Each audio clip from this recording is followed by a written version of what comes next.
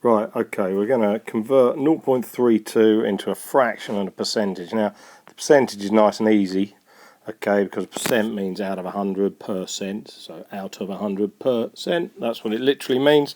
So all we've got to do to turn it into a percentage is go 0.32 times 100 and we get 32%. Okay, nice and easy. Now, the best way then is to go, well, it's 32 out of 100, okay, and assuming you haven't got a calculator, you work out what times table 32 and 100 are both in. Now you've got a choice really, you've got 2 or 4, go for the bigger one, but just in case you didn't realise they're both in the 4 times table, let's halve it, okay, and we should end up with 16 out of 50, and halve it again.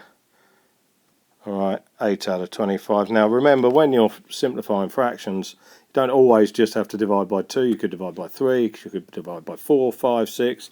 So if I had this and I was going to do 32 out of 100 here, okay, and divide straight by 4, I would still get 8/25.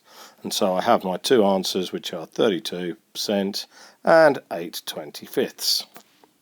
Now then, next, which is larger? Now you've got a choice. You've got to put these into either all percentages or all fractions or all decimals. Okay. Now personally, I would put them into percentages. Okay. Fractions, you need a common denominator before you can compare nicely. Basically, you can do it another way using fractions, but it's more of a pain.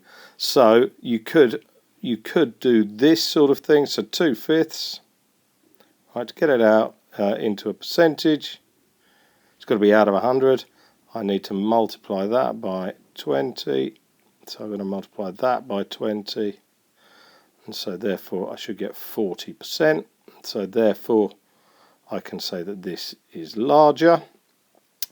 If I wanted to put them into fractions, that's absolutely fine. 45 percent is 45 out of 100, but I must, as I say, have a common denominator. The common denominator in this case is 100, so essentially you're comparing percentages. If you turn this into a decimal, right, 2/5, you could do it using long division. 2.000, don't know how many zeros I'm going to use. 2's into 5 goes 0, carry 2. 5's into 5's into 2 go 0, carry 2. 5's into 20 go 4, exactly. Oh, so it's 0.4.